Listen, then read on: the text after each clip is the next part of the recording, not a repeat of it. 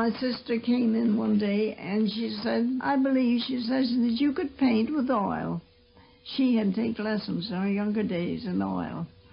And so I thought I'd try it. And I did. I painted quite a nice picture. I can't remember what it was. Caldor came through here one day and he bought it. And he still has that picture.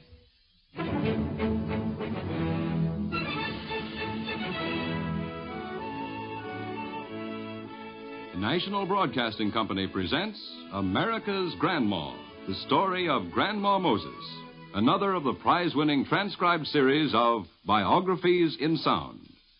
Narrated by the veteran NBC reporter W.W. Chaplin, America's Grandma paints a sound picture of the little lady from Cambridge Valley through the voices of those who know her. My name is Lillian Gish. It was my good fortune at one time to be chosen by television to play Grandma Moses, and it resulted in my meeting this inspiring, wonderful woman and artist. She has probably the strongest spirit of any person, any woman I've ever met. Personally, she's very small and frail, but not mentally. She's as keen and alert as any mind you'll ever brush against, much quicker than most of the young people I know. We started on television with her life at the age of 5 as a little girl waiting for her father to come home as he had promised her a red dress. And when the father arrived, there was no red dress but a box of crayons. And the child cried from disappointment. And the mother asked why he didn't keep his word, and he said, I couldn't. The department stores were closed. And she said, yes, but it isn't a holiday. And he said, no, but Abraham Lincoln was shot. Startling, isn't it? Startling, too, to realize that Grandma Moses spans nearly a century of life in America. Born 1860, still spry and alert today, 3 days before her 96th birthday, Grandma Moses is probably this country's best-known, best-loved painter. Nearly everyone has seen her brightly colored landscapes, if not in galleries, then on her Christmas cards. But Grandma the person is more colorful than any of her paintings, and even her harshest critics agree on that.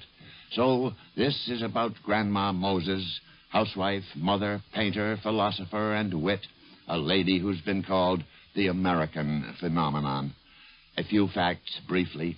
She wasn't always called Grandma Moses. Her parents, Russell and Margaret Robertson, named her Anna Mary, and she was born in upstate New York, near the Vermont border where she lives today. At the age of 12, Anna Mary Robertson went to work as a hired girl. At 27, she met Thomas Moses. They married and set out for North Carolina, where Thomas had a job as manager of a horse farm. But they stopped off in Stanton, Virginia, for the weekend. And folks there talked them into staying, and Mr. and Mrs. Moses were directed to a certain Mr. Bell. Mr. Bell says, who are you? He says, my name is Moses. Where'd you come from? Told him he come from York State. Well, where are you going? Well, I expected to go to North Carolina. What you going there for? Why, he says I was going to take charge of this horse farm. Don't think of going to North Carolina. It's the wilderness down there. It was at that time, I expect. And he talked to me, and he says, now, you better stay right here in the valley. He says, there's no better place for you. He says, if you're going to be a farmer. He says, and I've got a nice little home out here, about 3 miles from Staunton. I'll take you out there. You come down tomorrow evening, and we'll go out and see it. Well, my husband come back, and he told me it was a conversation, and he waited till evening. Well, we call it here evening after candlelight in the day. Evening is late in the night. And he went down. As soon as he stepped into the door, the man says, I told you to come down here in the evening. He says, well, this is evening. Oh, he says, you Northerners call it that. We call it evening here, he says, after 12 o'clock, which they do. And so he says, well, we can't see the land tonight. He says, you'll have to come tomorrow. So my husband came home, and he made up his mind to go out the next day and see this little farm that he had. He thought, he says, you stay here a year, and if you don't like it, well, then you can go on farther. So he went out, and he liked the place. And less than a week after we were married, we were housekeeping among strange people in a strange land. There was a good many of the Southerners had no use for the Northerners. It takes time to get over that hard feeling. And lots of them was abused during the war. The army would come in and take the fiddles right off from their stove, take it out to their soldiers, and things like that. He said it wasn't very pleasant. Well, I remember her as a distinguished-looking, nice-looking motherly lady. Guy Cameron Keister of Verona, Virginia. My daddy would come home and tell what a pretty bird or something she'd painted on a water pitcher or something. I remember him telling that, but I never saw any of her paintings till after she moved away from here. I just remember him as a farmer, an outstanding Yankee.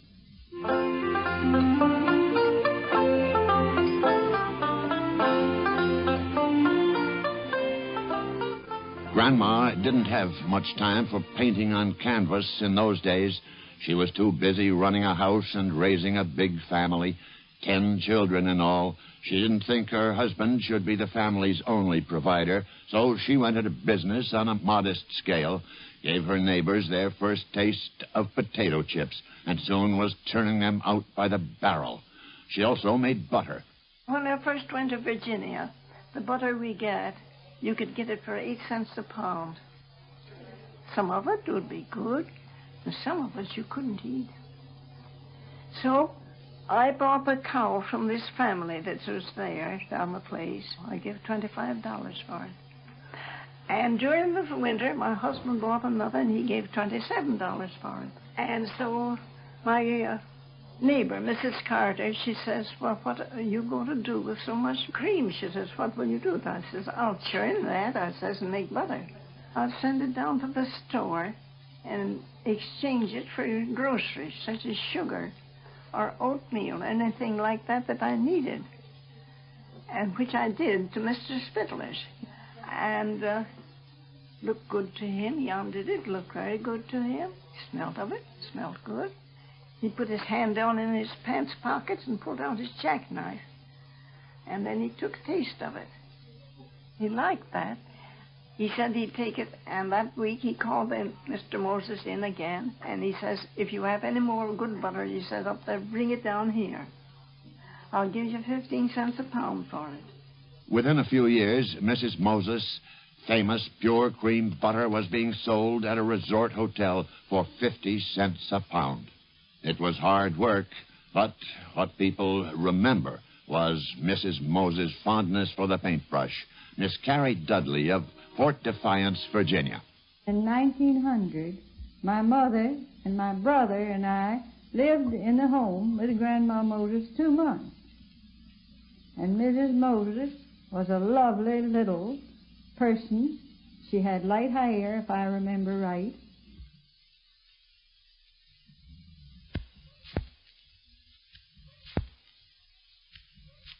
And was a wonderful housekeeper, and she loved to paint.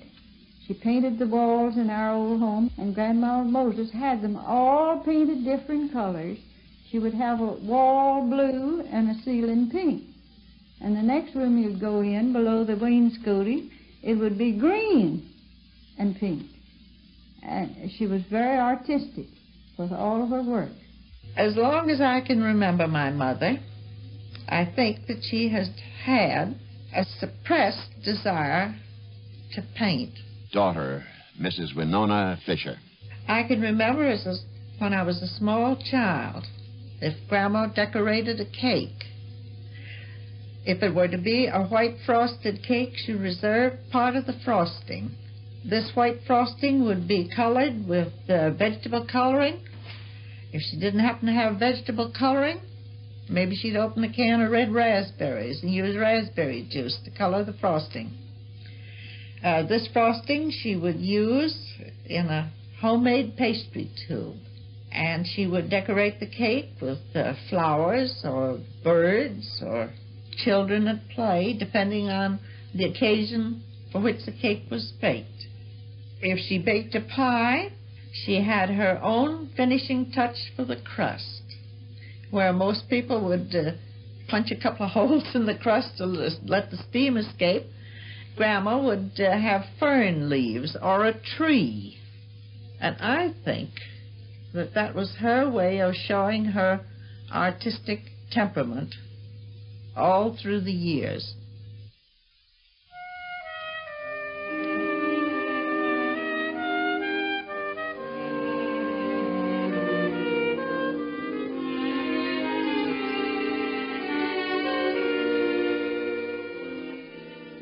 Winona was one of 5 children who went north with their parents in 1907. The other 5 children were buried in the Shenandoah Valley. The Moses family had lived in Virginia for nearly 20 years, had farmed and prospered, but Thomas was homesick for the north, so he bought a farm near Eagle Bridge, New York, in the Cambridge Valley where Grandma was born, and he farmed there for another 20 years, right up to the day he died. Her children grown, grandchildren on the way, Mrs. Moses finally found time for her favorite hobby. At the age of 78, when most people would be ready to call it a life, this farm woman from Eagle Bridge started a new life. Daughter-in-law, Mrs. Hugh Moses. Grandma was making beautiful yarn pictures. Her sister, Celestia, saw them and told her that if she could make such beautiful yarn pictures, she should try to do some painting, because Grandma was having trouble with her fingers, which had arthritis. So she started painting some pictures, and Hugh and I took some down to this women's exchange store in Hoosick Falls. And that's where it happened. Grandma Moses turned the liability of arthritis into an asset. Louis Caldor, a New York engineer and art critic, was driving through Hoosick Falls. He had a headache, stopped off at Thomas's drugstore. Hildegard Backert of the Galerie Saint-Etienne in New York knows the story. When Mr. Calder saw her first pictures, they were very, very tiny works. They were darker than the usual Grandma Moses that people know nowadays. The figures in them were very small, and the quality of the work was halting and hesitant. Now, Mr. Calder saw those pictures gathering dust in the drugstore window, and he thought they were quite nice, and he bought them for a few dollars. And he asked if he could see the artist. Yes, he was told. She was an old lady living way over in Eagle Bridge. Well, that wasn't very far, and Mr. Calder went there, and he didn't find Grandma Moses home. But her daughter-in-law, Dorothy Moses, was home, and she told him, yes, Grandma has some more pictures, and would he come in the morning, and then she would certainly have some ready. Well, he said about 10 would be fine. Well, Grandma came home, and she had a sleepless night because she didn't have 10. However, she did find one very big picture of the Shenandoah Valley, and she thought it would be a very good idea to divide that up, and she found 2 frames that fitted the now created 2 pictures, and she put them in, and by the morning she had her 10 paintings ready for Mr. Calder. Now, Calder took them down to New York, and he showed them for about a year to various people, including Sidney Janis and Emily Genauer. And Sidney Janis put them in an exhibition in an upstairs members' room of the Museum of Modern Art, where they were seen by a few people. He exhibited a few of them there. However, that didn't bring her work close to many people, and Mr. Calder was getting quite discouraged until he came to see Dr. Otto Collier, the owner of Galerie Saint-Etienne. Dr. Collier had been interested in folk art of all countries all his life. And when he saw those pictures, he became very enthusiastic over them. And he thought that Mr. Calder was bringing him something that was beyond the usual talent, something that was worth looking into and very, very interesting. He decided to have Grandma Moses' first one-man show in October 1940 at his gallery in New York City. Her first exhibition at the Galerie Saint-Étienne in New York opened under the title, What a Farm Wife Painted. Anna Umstead, director of the museum in Syracuse, New York, remembers those early days. I met Grandma Moses for the first time back in 1941 when our Syracuse Museum held a New York State exhibition of paintings open to artists throughout the state, outside of New York City and the metropolitan area. Grandma was represented by 4 paintings in this showing, and her picture entitled The Old Oaken Bucket was awarded a $100 purchase prize given by the late Mr. Thomas J. Watson, president of the IBM Corporation and a generous art patron. Grandma came on for the preview, and never shall I forget the thrill we all had when Grandma, a great-grandmother at 81, was summoned to our auditorium stage to receive her prize from the hands of Mr. Watson himself.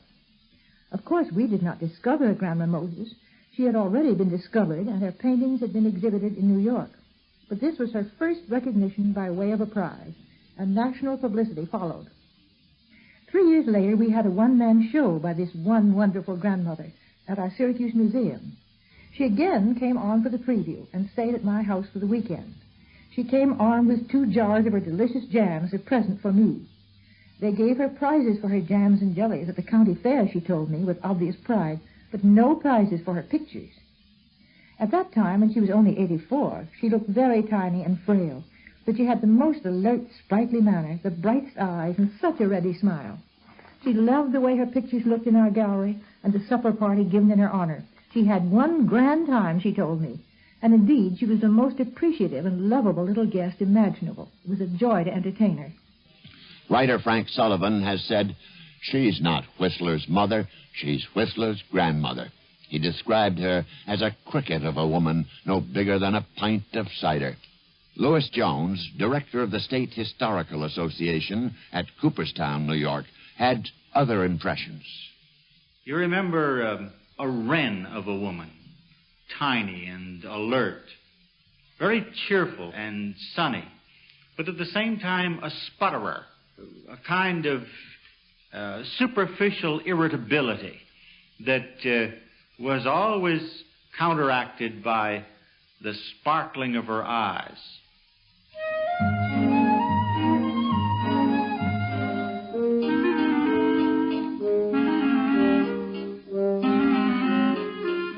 A combination of success and advancing years have moved Grandma Moses from the old 2-story farmhouse to a nearby modern ranch house.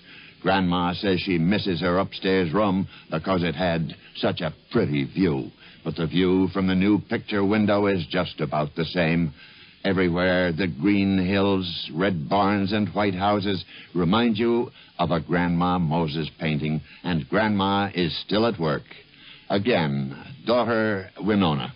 Perhaps not everyone knows that Grandma is unusually active for a person of her age.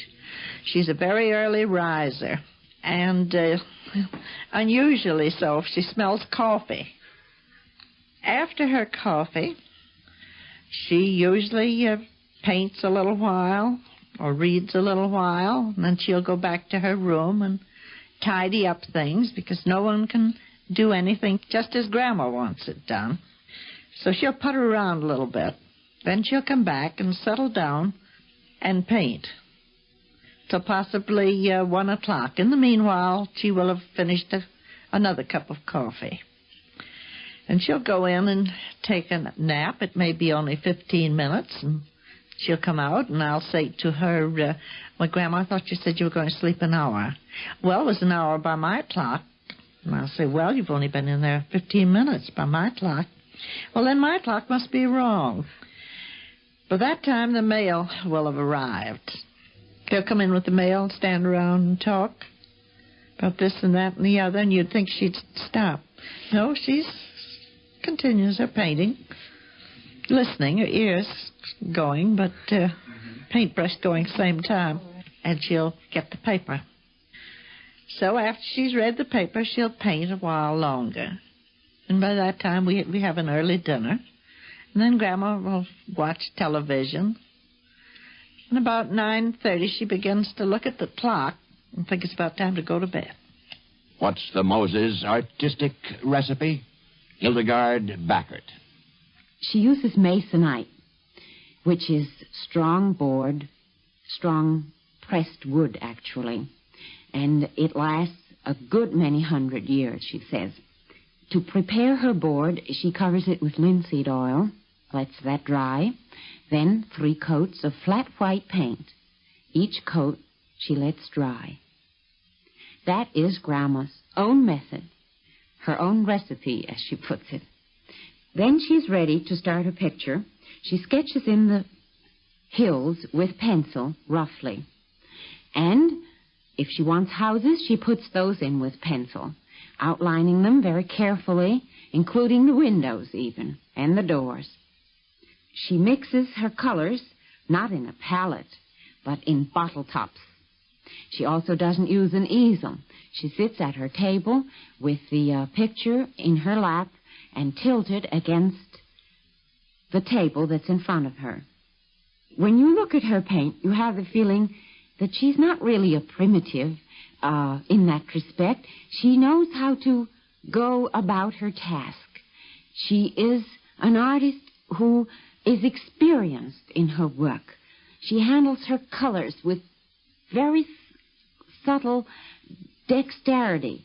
She knows what their consistency is. She understands. You have a feeling she's not just dabbling in paint. This is her medium, her profession, I should say. And then, for instance, the picture she was doing had a house in the center and a big tree on the left side.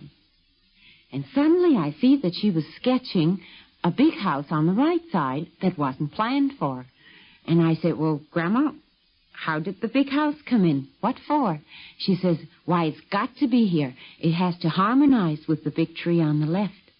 And so you see, even though she doesn't use words like balance and professional expressions, she knows what she's doing. She's a real artist.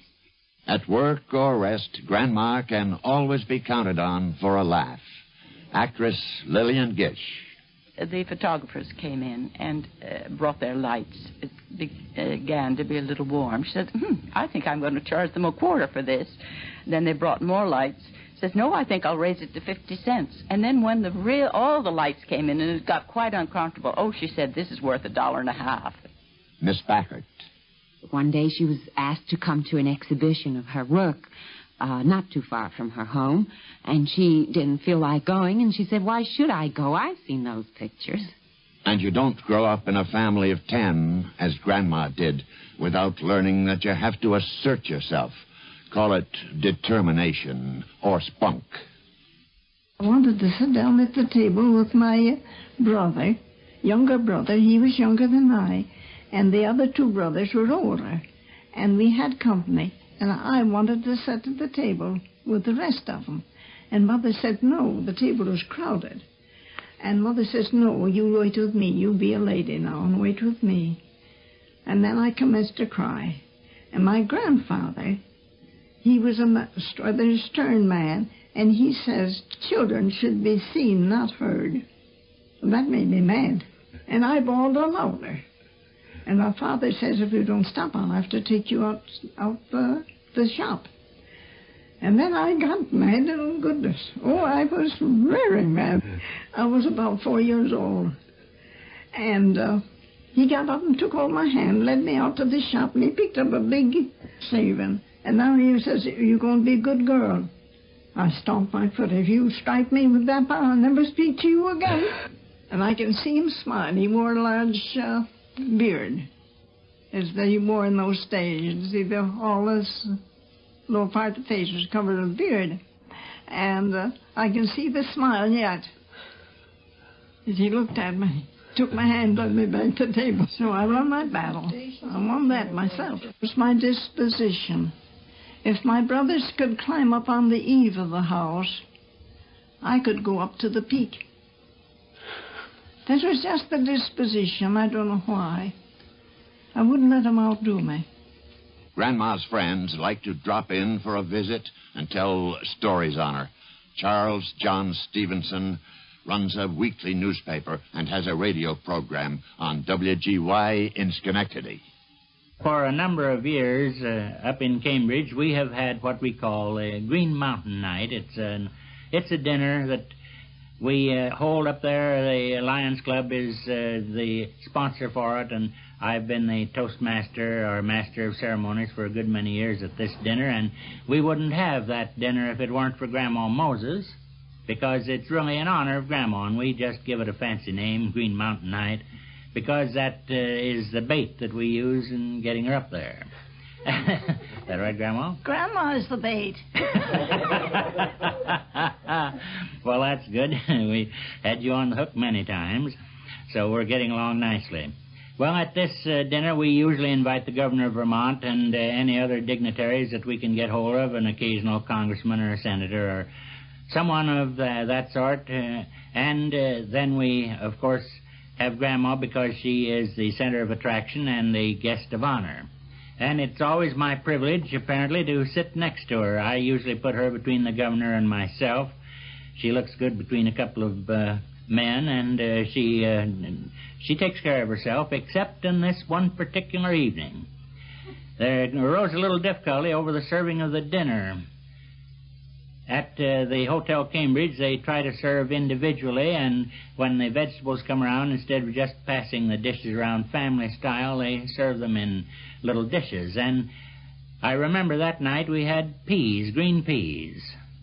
And I was, of course, so interested in Grandma that I didn't care whose peas I ate, and ended up by my eating her peas, and I think she still accuses me of eating one or two other of her dishes. Now, yes, I really think that you eat my dinner. Well... And I had to push my plate on, and I eat somebody else's dinner. So I think it was all right in the long run.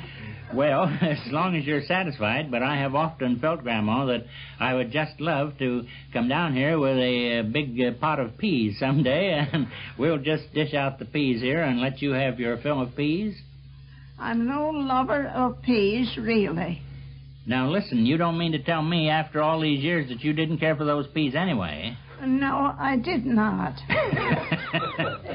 Well, that adds 5 years to my life. I've been worrying about that ever since. I'm sorry to tell you that I'm no lover of peas because once my husband gathered a lot and I was going to have a nice supper of peas. And he showed them and had them all ready, and then he's looking over, picking out extra pieces, leaves, and so on, to have them all ready for the pot. And he discovered that they were stung on the side, and he broke it open to see there was a little worm. He tried another one, there was another worm, and he tried another. Then he jumped the whole mess over into the garden. No more peas for him. No more peas for me. Another visitor with a story, Connie Ham, a school teacher from Tarrytown, New York. Remember, I had no ribbon to tie the little package, so I looked in my sewing box, and I had some very tiny rickrack, 2 shades of blue. And I thought, well, now this would look pretty. It was just a little small box. So I tied it up, and Grandma Moses opened the box, and she was rolling this up so carefully.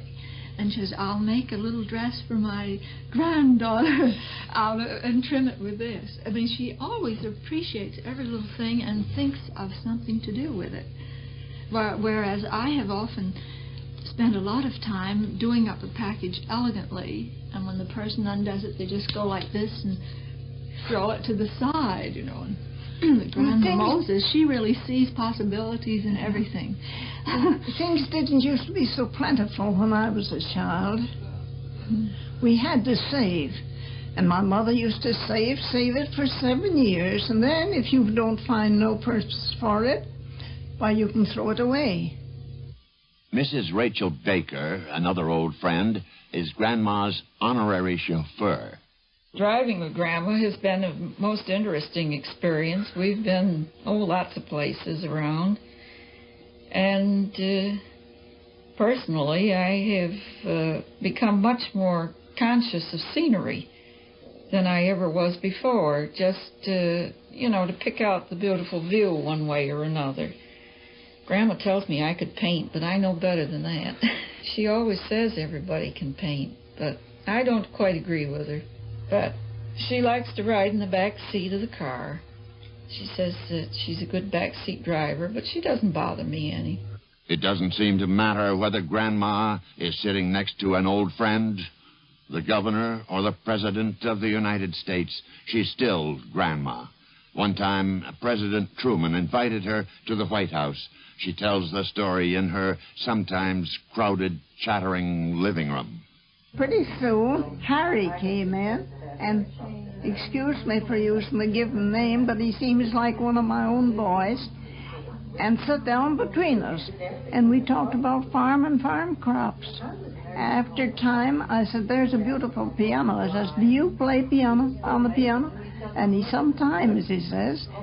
And then he got up and went over and played on it. But I can't tell you the name of the tune now that he played. But it was very nice. But Grandma stays on the fence politically. Well, I have one here. It was a Christmas card of Ike's. When he lived in France, he's a good painter. He painted that of his backyard, and before he was president, he sent it to me. Now, he had it in his head way back somewhere that he was going to be president, and he wanted my vote. During her visit to Washington, President Truman presented the Women's National Press Club Award for Outstanding Accomplishment in Art. Grandma and her daughter-in-law returned home to a hero's welcome. When we arrived in Eagle Bridge, there was a gathering of about 800 people with a parade and band and quite a ceremony. She was really thrilled with the whole thing.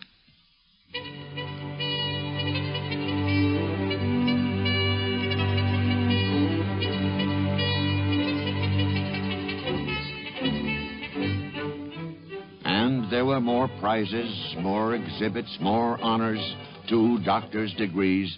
Grandma Moses was famous. I've known Grandma for 25 years. An old friend, Mrs. Ethel Cook. She was a plain and simple woman from a quiet countryside. And after all these years, today she's still the plain and simple person from the countryside, completely unaffected by all the honors and tributes which have been bestowed upon her. Daughter Winona puts it this way. You have to be around Grandma to know. Nothing is kind of, as she says, everything's ishkabibble.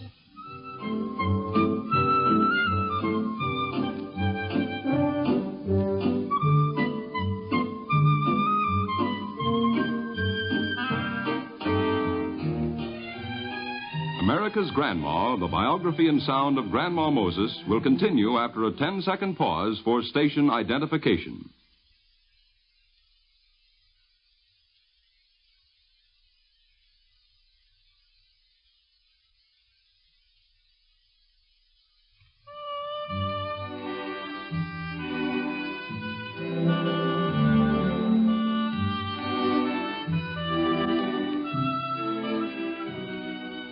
At one time, Grandma Moses sold her paintings for a few dollars. Today, they're likely to run $1,000 and up. And there are Moses fabrics and tiles, and, of course, those Christmas cards. But what do the art critics say? This is Alfred Frankfurter, editor of Art News. Is Grandma Moses a good painter? Within her own frame of reference, I should say she was a quite good painter. Within the frame of reference of Michelangelo, which would be colossally unfair to put her next to, I should say no. I think she's a folk artist to whom art is a form of craftsmanship, a form of artisanry, as against a form of creative art. Now, that may sound like a very fine hair of aesthetic distinction, but it's a very important one. Those people who give up their lives and sweat and suffer and starve to create are not necessarily better than other people. It's simply that they produce with something equal in profundity to the ratio of what they give to it. I think in Grandma's case, these things it's a great pleasure for her. Winston Churchill, I think, who was a fellow amateur painter of hers, once said that in amateur painting, no matter how frequently the amateur paints, one sees the only form of art in which the artist is more important than the work of art. In the case of a great creative artist, it tends to obliterate the artist. It's only when we're reminded of Van Gogh's agonies that we begin to think about them. The pictures, each one by itself, are what move us. In the case of Grandma Moses, it's always the personality of Grandma Moses which is mixed up inextricably with the picture. Her own painting seems in a strange way to have gotten better. If I compare her, the most recent works I've seen with those I saw 10 or 12 years ago, I find a strange kind of distillation. I think she's less concerned now with effect than she used to be. She's thinking only in terms of what she wants to do, which is really what all great artists do. They don't think of their audience when they paint. I think at the beginning she was perhaps a little more aware of that. I think she's improved in that sense. But there again, it's only within its own frame of reference. I can't say that it's improved in comparison to the whole great body of art or of painting. What is a primitive painter? Their works, as Dr. Otto Callier writes, appear crude and childlike. They stress flat pattern rather than depth.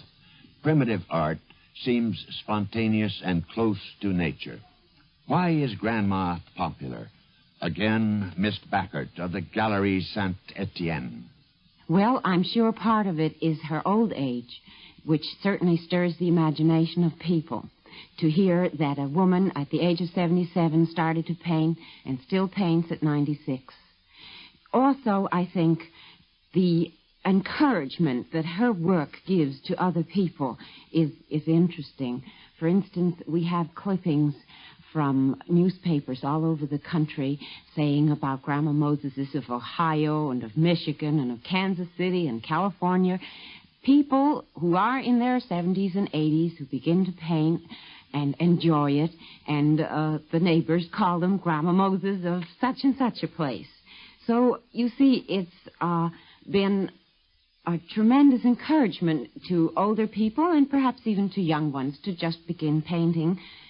I think the main reason for her fame is that she is a very good painter, plain and simple. Her pictures just seem to be landscapes and very easily comprehensible. However, when you look closer and if you study them carefully, you find there's a lot of atmosphere in them and a lot of subtlety in color, design, and composition that is not easily duplicated and very hard to imitate. Another reason for her popularity is no doubt that her work can be understood by people in all walks of life and by people who speak all or any languages. It's true, she doesn't depict the psychological problems of our age. What she depicts is the farm life, the life she knows, the basic part of life. And, of course, there is hardly anything more important than that. And that makes her all the more well-liked over here as well as abroad. Another art critic, Thomas Hess. Grandma Moses is a primitive painter, and primitive painting is interesting in that it brings you or brings the spectator into a direct contact with a human feeling, a human sensation, either of fear or of love or something like that. Grandma Moses is a primitive painter who brings you directly into contact with nostalgia and sentimentality. Therefore, I don't find her work very interesting because I don't think that nostalgia is very interesting as a human emotion. In the art itself, she is continuously repetitious. She has one composition as well as one emotion. And by repeating this composition or this scheme of making a picture over and over again, it loses its sense of freshness and its own contact even with nostalgia, because she's just doing the picture as if she'd memorized it. Europeans welcome her with open arms. The Europeans had the idea that Americans make slot machines and pinball machines and skyscrapers and shouldn't have anything to do with culture. So when Grandma Moses comes along, that's just what they want Americans to do. They want them to be primitive, folksy, and 19th century and have no relationship with culture. Therefore, they welcome her as the typical American, the great American, which is really an insult to American art and to American culture, of which Europeans are rather frightened. We wanted to get the European angle from NBC's correspondent in Paris, Leif Eid. If you were in Europe, it would not be difficult to catch the spirit of the old continent's welcome to Grandma Moses and her work. But it is much harder to put in words. Let us say that wherever the paintings of Grandma Moses have been exhibited, and they've been shown now in 5 European capitals, they've attracted a great deal of attention. For instance, when 40 of her canvases were shown at the American Embassy in Paris, over 1,000 French men and women came to look in only the first few days. Among sophisticates who had high words of praise were André Maurois, a celebrated author, and Monsieur Jean Cassou, the director of the Museum of Modern Art here in Paris. In an art capital like Paris, where the painters of all the world assemble and where the competition is of the fiercest, this is astonishing. The critics of art periodicals and of the Paris daily press tossed bouquets in Grandma's direction. Grandma's works brought a smile to the faces of sophisticates of old Europe. Not a smile of condescension, of superiority, but a smile of contentment, of satisfaction, of happiness that there are still persons in the world like Grandma Moses. Le Monde referred to the serene sweetness of a daring old lady who makes even Europeans recognize themselves in her simple, free images. In comparing Grandma Moses with Europe's primitives, France Illustration noted that while Europe's had more technical facility, they lacked her freshness of inspiration and happy quality of feeling. One eminent critic said that while he prefers the great masters, Grandma Moses in her own way knows a peace that genius will never know. Another said, this is an area where we dare not venture because the ice is too thin. It is in words like these that you catch the spirit of Europe's appreciation of Grandma Moses. Not a great master, not unusual because she is a primitive. Europe knows a lot of primitives. But because she manages to bring us the warmth of a simpler, happier past and to bring a peace, even if only a temporary peace, to troubled souls. As I travel abroad... Again, Lillian Gish. And find how highly respected and honored Grandma Moses is over there, and her paintings are the things. They don't know anything about the woman. In fact, they're not interested in the artist. They're interested in the work. And she is their number one painter. And here, as I travel through the country, there's a kind of indulgent smile that makes me very angry and reminds me much of Edgar Allan Poe. I think when he was writing in America, we indulgently smiled at his work, while in France he was influencing all their literature of that day and future time. Why are we so reticent in America to recognize our own first-rate artists? Why can't we honor them first?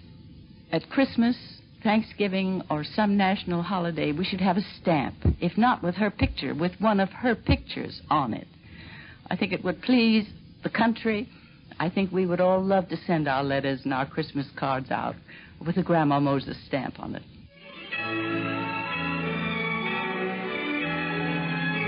In her lifetime, Grandma has probably painted some 1,600 pictures. Most of them are accounted for in galleries or private collections. Some of her best-known paintings, and all of them have titles, are called The Old Oaken Bucket, Sugaring Off, Out for the Christmas Trees, The Old Checkered House, and Christmas at Home. Grandma Moses never paints from nature, only from memory and imagination. But she tries to make her pictures look as natural as possible, and even goes so far as to use glitter specks on winter landscapes to make the snow more realistic. Sometimes, she says, I paint 4 pictures at a time. It saves paint, you know. I do the blue for one sky, and then the 3 other skies. It's the Scotch in me. Painting, says Grandma, is a nice occupation if you don't want to do anything else. If you don't want to cook or scrub floors, then start painting. Of course, her family may be prejudiced, but there's a certain objectivity, too. Mrs. Fisher watches her mother paint, sees ideas grow on canvas, take on form and color. Every picture tells a story. But when it comes to perspective and things like that, why, she just doesn't have it. She doesn't have to have it. It would spoil her if she did have, because it's her style. I've offered suggestions, but she doesn't accept my suggestions or criticisms. If I criticize a painting, I criticized one that she was working on not long ago. I told her that the bird was she was fussing about the tree. She had the tree trunk too small.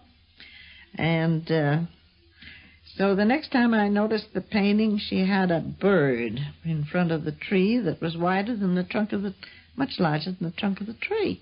And I said, Grandma, I just moved your painting over here, and I see you have a bird on. It's supposed to be a bird. It looks like a robin, the coloring. And I said, I don't know. That's some sort of a new bird to me. I don't know what it is. But she says it's a lot nearer. She wouldn't admit that it was out of proportion. Grandma will, as the type, she'll ask for suggestions and go until she darn pleases. Some critics say Grandma is repeating herself, getting better at doing the same old thing. But Miss Backert, who's close to Grandma, feels that the artist is developing, trying new things. It was in the fall of last year. Dr. Collier was up here, and Grandma was telling him about Halloween and all the pranks they used to play when they were kids, running around with sheets and scaring people and drinking the cider barrel dry when nobody was looking and all that sort of thing. And they were having a grand time remembering various pranks when Dr. Collier suggested to Grandma to paint such a picture. And she said, well, that is a night painting, and it's very unusual, and the subject she has really never attempted, but she would try.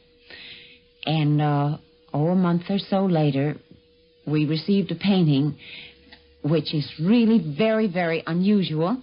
It doesn't quite look like the Grandma Moses that people would instantly recognize, but it is very excellent in its colors, and the figures are very good, reminds you somewhat of Bruegel, and the activity in it is very amusing and also very interesting, and the atmosphere in it is just like Halloween would be. Somehow it's one of her best pictures, done so recently. She was 95 at the time, and it is quite remarkable, it seems to me, that she can put herself into the mood of an entirely new approach to a painting. Still to be heard from, Grandma herself. First, what does she think of modern art? Don't like it. And yet I've seen it when it was a beautiful piece. And you look at it for a long time, and all at once out of the bushes you'll see a snake coming, beautiful snake, coming out, curling around, out around the bushes. You look at him, watch him a while, pretty soon you'll see a little boy coming out.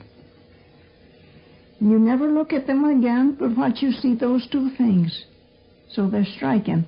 I have a friend out at North Rose, in the western part of York State, and he paints all this modern paintings, and he uses very beautiful colors. Beautiful. I've never been able to get those colors. I paint pictures to be pleasing, to be pleasant, cheerful. I don't like dull pictures, because I don't look at them the second time. But I want pictures that, once you look at it, you look back at them. Something enticing. either in color or scenery. I'll go out on a drive or something and I'll see something that pleases me, and I'll try to paint a picture and go through the scenery.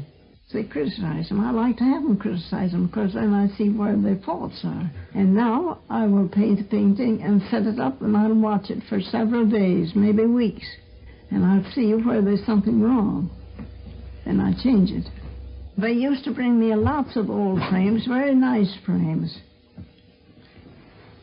And I used to use those. I'd cut my masonite board to fit the frame, then I'd paint it. Well, I was doing business in those days. A picture is like a woman. A picture without a frame is like a woman without a dress. You aren't going to look at it much.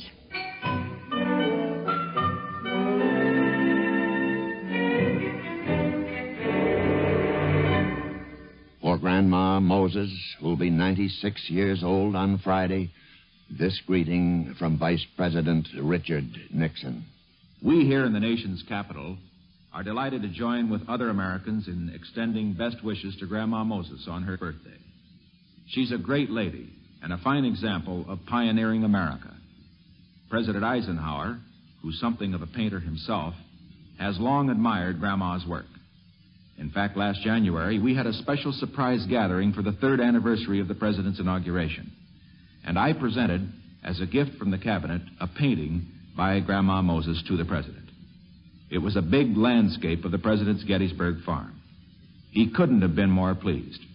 I remember that he noted very happily that Grandma had not forgotten to include an unusually large putting green right in front of his house. And also, she had given him several Holstein cows, whereas he had only one at that time. In one corner of the painting, she had depicted his 3 grandchildren, David, Susan, and Barbara Eisenhower. I know the President would agree with me when I say that Grandma is one of the amazing women of our time. She is a source of inspiration and hope to all of us that in our later years we can continue to live full and useful lives. As America's Grandma looks back on her 96 years, she must have some guiding principles to offer to those who would live that full and useful life. Keep busy. Have something on your mind. And don't bother with your neighbors. Let them do as they see fit. Don't pay attention to them. Unless you can help them some way. Just let them have their own troubles and settle them among themselves. I think that's the best way. I've seen lots of trouble some days, but take it all in all, I think I have lived a happy life because I'm not going to worry about other things. I take things as they come. You can't change it. Do what you will, you can't change it. You just trust to the Creator.